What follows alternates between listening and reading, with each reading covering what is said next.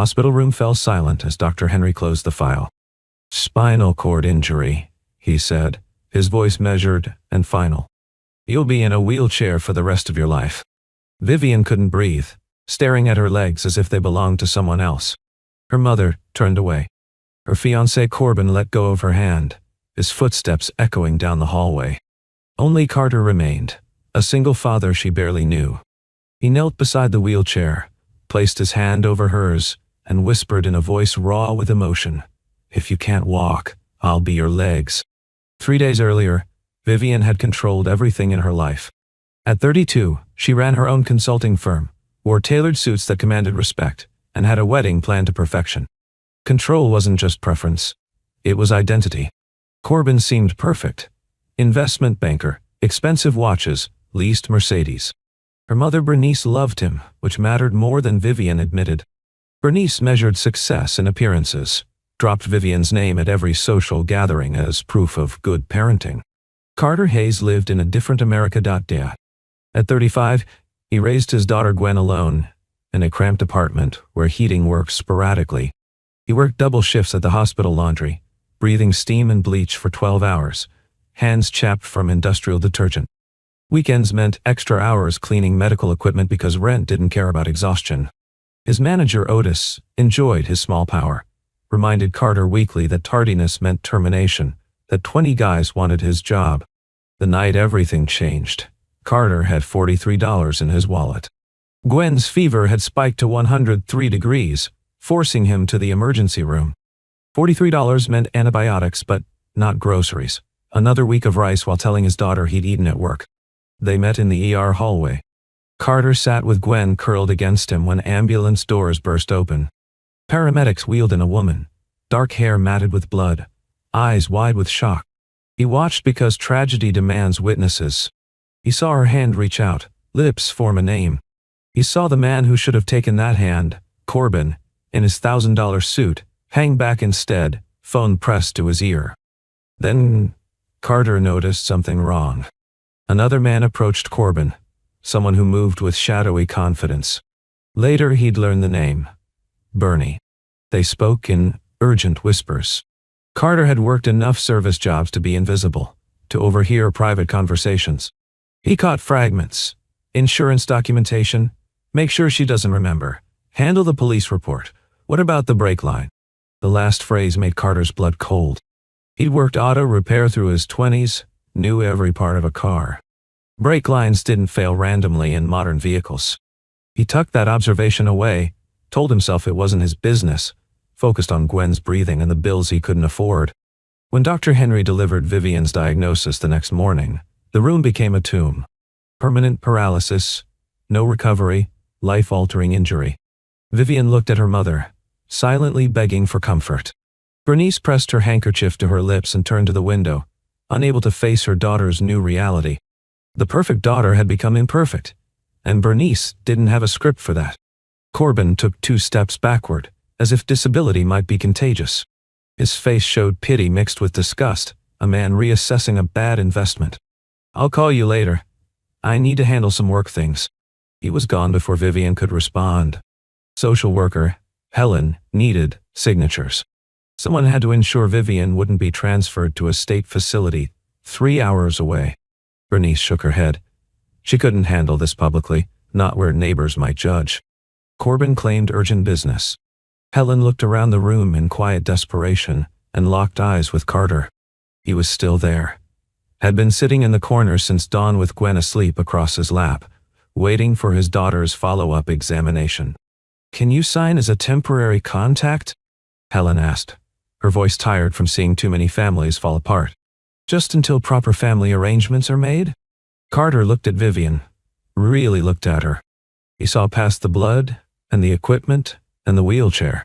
He saw the same terror he'd felt 4 years ago when they'd told him about Matilda, his wife, when he'd stood in an emergency room hallway alone because he'd been working a graveyard shift and hadn't made it in time.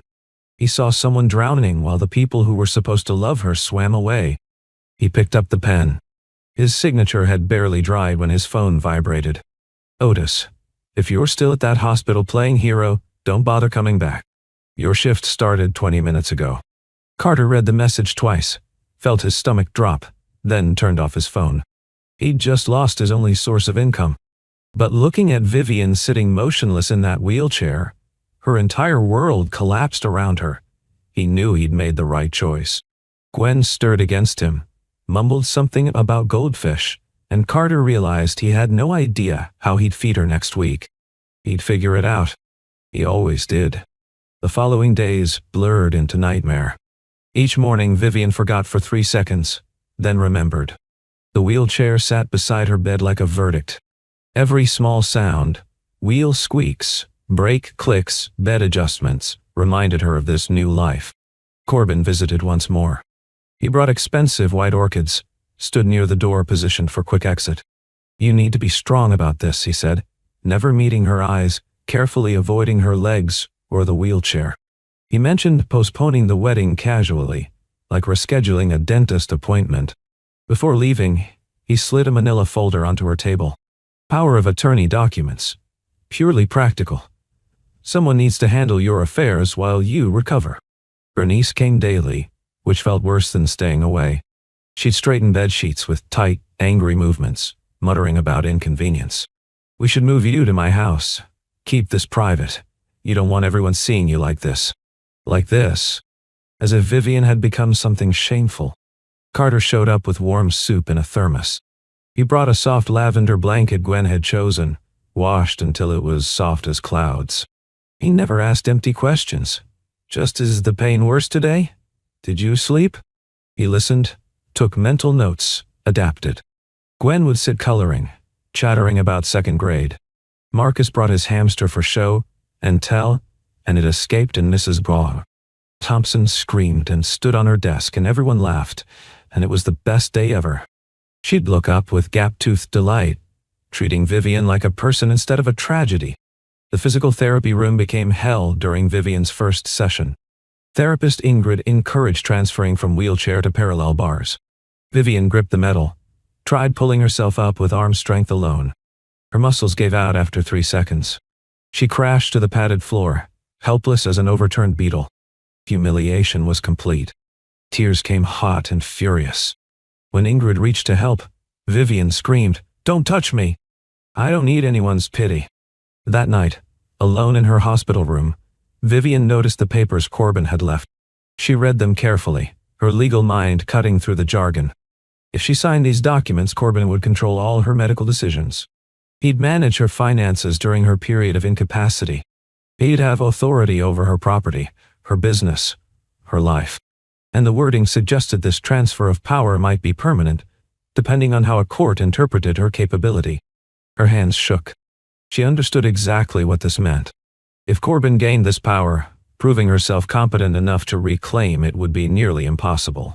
She'd be trapped, dependent, controlled. Part of her, the exhausted, terrified part, wanted to sign anyway. Let someone capable handle the impossible task of rebuilding her shattered existence.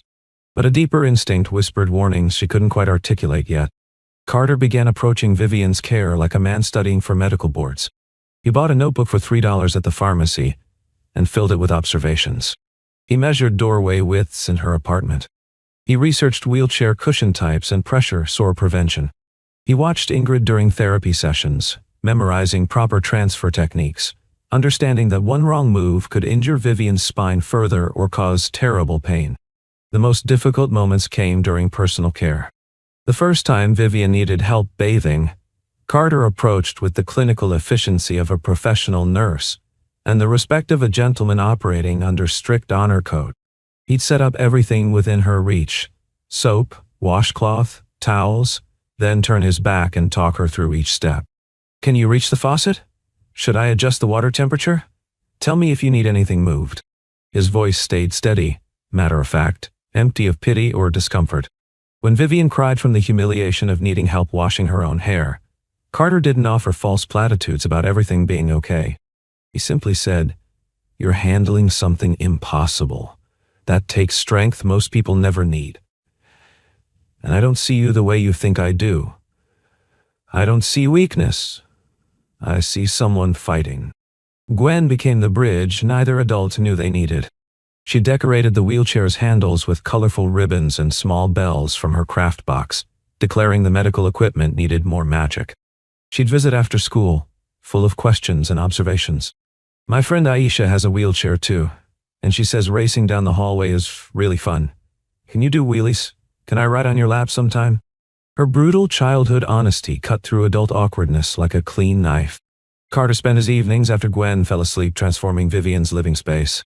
He couldn't afford professional contractors, so he built a wooden wheelchair ramp from scrap lumber salvaged behind construction sites, sanding it smooth over 3 nights until his arms ached.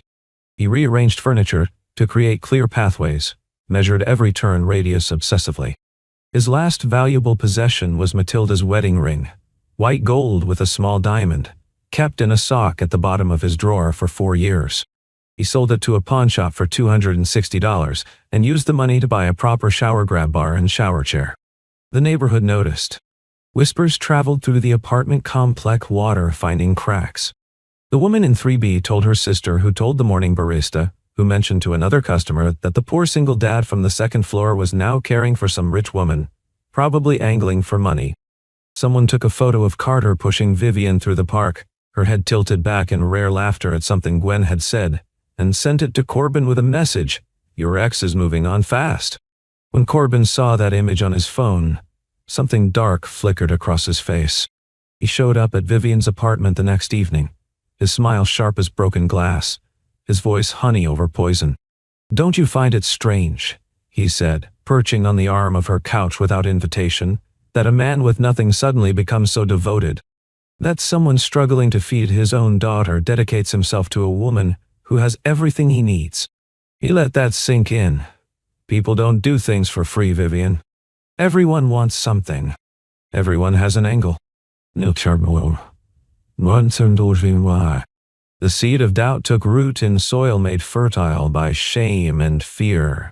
That night, Vivian watched Carter organize her medications into a weekly pill container, his hands careful and precise, and for the first time she wondered.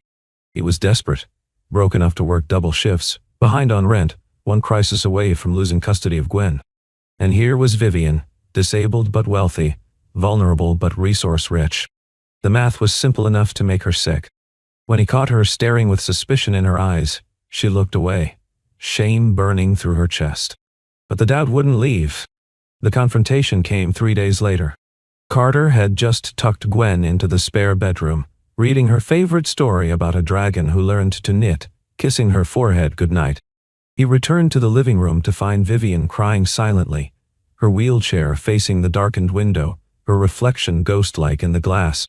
"Why are you really here?" she asked, her voice breaking on every word. "Is it because you need money? Because you think I'll pay you eventually? Is my tragedy just your opportunity?" Carter stood frozen, like she'd physically struck him. He didn't argue, didn't defend himself, didn't try to convince her of his pure motives.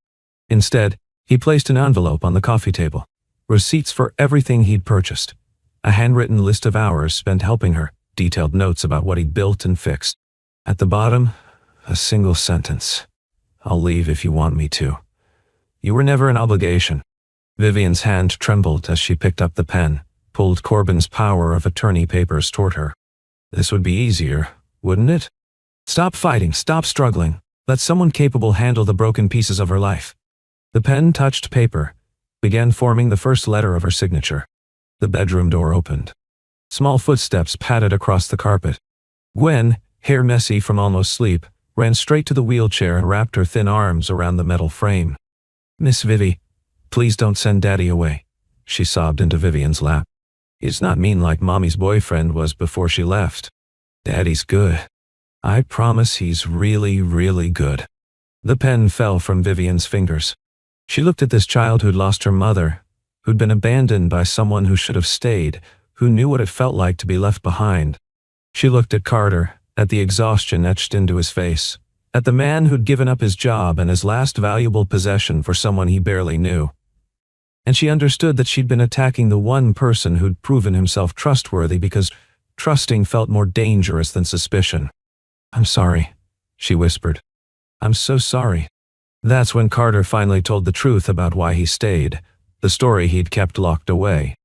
His wife Matilda had died in a car accident 4 years ago. She'd called him during his graveyard shift at a different hospital. Said she felt sick, maybe flu, maybe something worse. He'd told her to wait until morning, that he couldn't leave work, that Otis would fire him. 2 hours later, a stranger called from her phone. Matilda had collapsed, driven herself to the emergency room, died alone in a hallway before anyone realized how serious it was. Carter's voice cracked, telling it. I wasn't there. I chose keeping a job over being with her, and I've hated myself every day since. When I saw you in that emergency room, everyone leaving, everyone finding reasons to be somewhere else, I thought, maybe this time I can choose differently. Maybe this time I can stay when someone needs staying. But staying had revealed something else he couldn't ignore. Carter remembered that first night, the hushed conversation between Corbin and Bernie, near the vending machines. The fragments of dialogue had nagged at him for weeks. Now he added another detail. When paramedics had loaded Vivian into the ambulance, he'd glimpsed her car on the tow truck through the emergency bay windows. The brake line had looked wrong, severed too cleanly, too completely. He'd worked auto repair long enough to recognize deliberate sabotage when he saw it. Vivian, he said carefully, choosing words like defusing a bomb, I think you need to look at your accident report again. Really look at it. She pulled up the digital file on her tablet, the official police report she'd read once in the hospital, and then tried to forget. Now, she read it with a lawyer's suspicious eye. Several pages were missing from what should have been a complete record. The investigating officer's name was Ronnie Patterson. The tow yard supervisor who'd handled her vehicle was Bernie's cousin. Too many connections, too many gaps, too many convenient coincidences. Something cold and sharp crystallized in Vivian's chest. She thought about Corbin's behavior, the timing, the power of attorney papers, the urgency of getting her to sign while she was most vulnerable. She thought about the last conversation they'd had before the accident, when she'd told him she wanted to postpone the wedding and review their joint financial agreements because something felt wrong about his recent business dealings. The wheelchair didn't seem like the worst thing in her life anymore. Vivian started small, rebuilding herself one impossible task at a time. She practiced transferring from bed to wheelchair without assistance, her arms shaking with effort, her breath coming in gasps. The first time she managed it alone, she sat in triumph for 5 minutes before realizing she'd positioned the chair too far from the bathroom and would have to transfer back and try again. She laughed, actually laughed at the absurdity. She rolled herself to the bathroom sink, looked at her reflection properly for the first time since the accident. Her hair needed washing. Her eyes had dark circles. But she was still herself, still the woman who'd built a successful business from nothing, still capable of fighting back. Ingrid noticed the change during their next session. You're different today, she said, guiding Vivian through arm-strengthening exercises. Angrier, but in a good way. I'm done being a victim, Vivian replied, lifting the weight again. Someone tried to destroy my life. I want to know why. Ingrid smiled. You lost your legs, she said, words she'd repeated 100 times to 100 different patients. But you didn't lose your right to choose how you respond. That's always yours.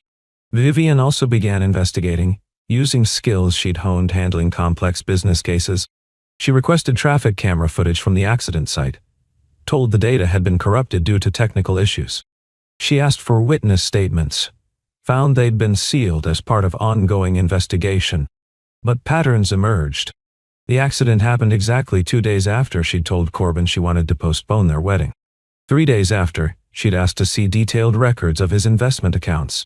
4 days after she'd mentioned wanting to add her own lawyer to review their prenuptial agreement.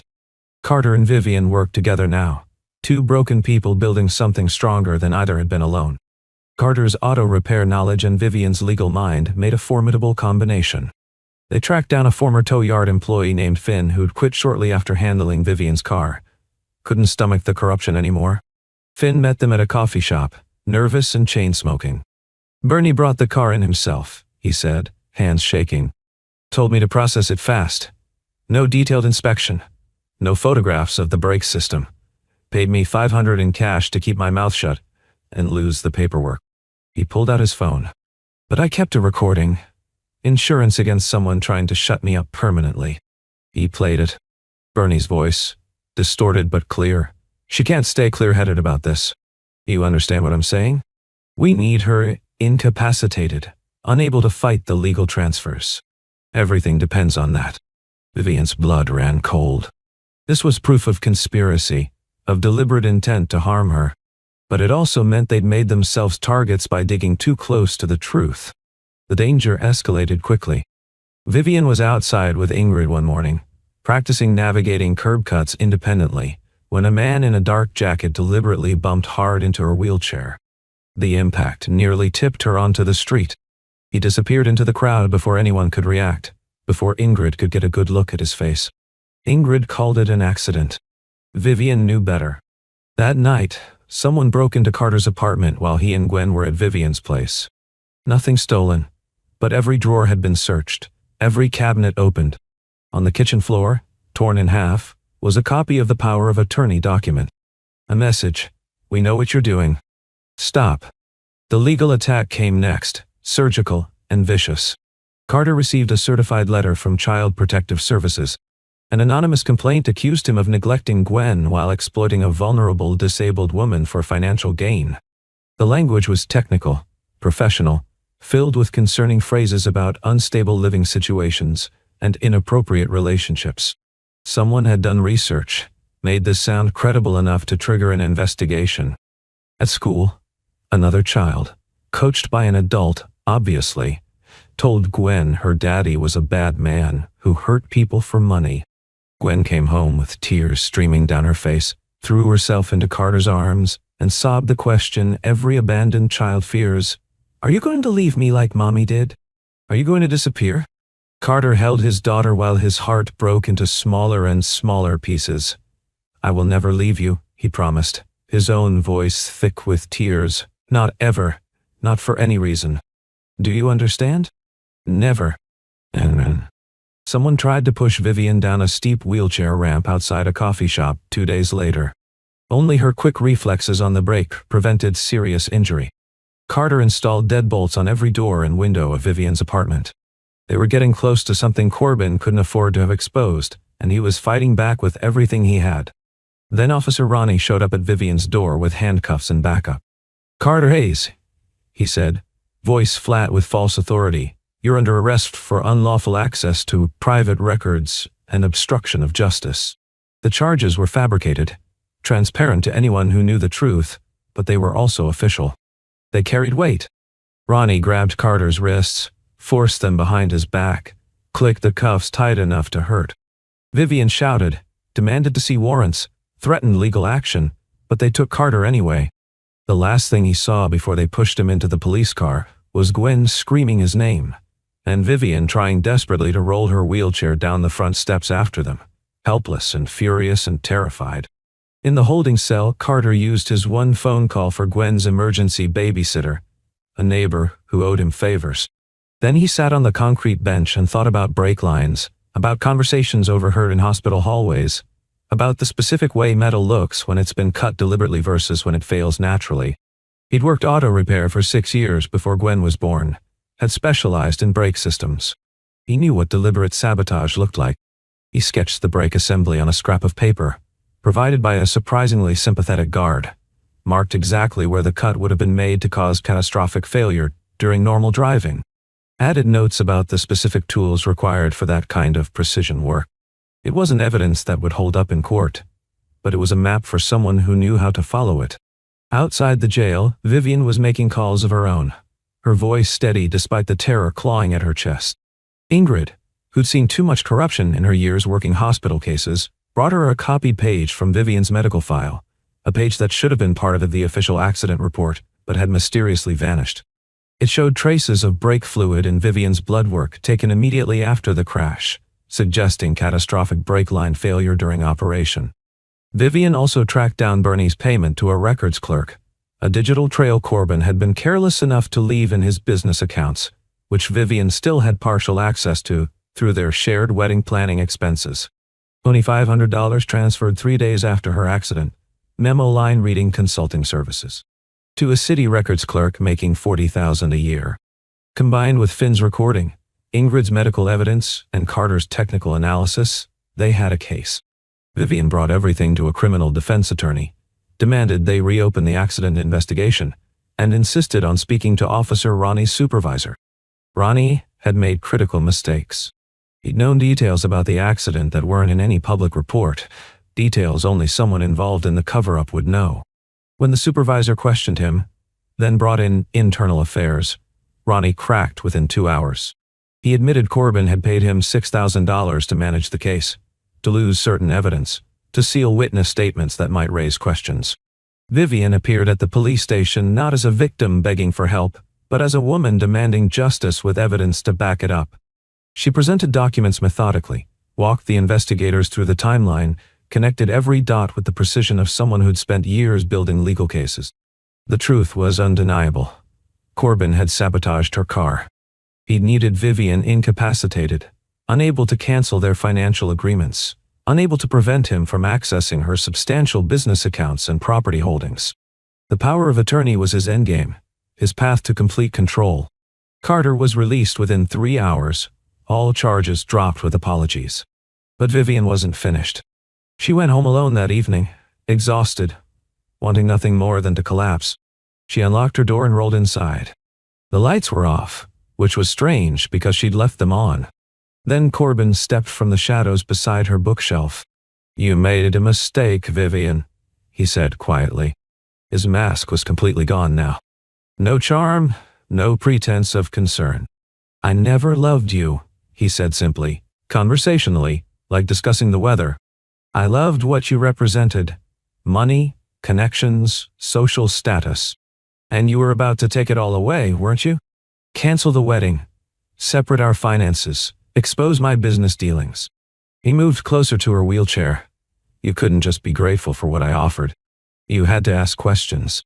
"Why?" He grabbed the wheelchair handles roughly, began pushing her toward the stairwell at the end of her hallway. Vivian gripped the armrests, terror flooding through her body like ice water.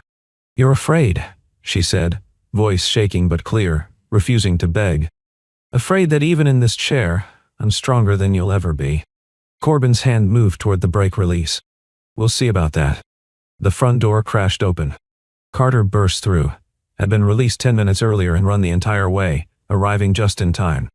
He threw himself between Corbin and the stairs, grabbed the wheelchair, pulled Vivian back to safety with strength born of absolute desperation. Corbin swung wildly, his fist connecting with Carter's jaw hard enough to snap his head back. But Carter didn't go down. He'd spent years working physical labor, surviving on nothing, protecting his daughter from a world that didn't care. Corbin's corporate gym muscles were no match. Carter blocked the next punch, twisted Corbin's arm behind his back, and held him face down against the floor until police sirens filled the street.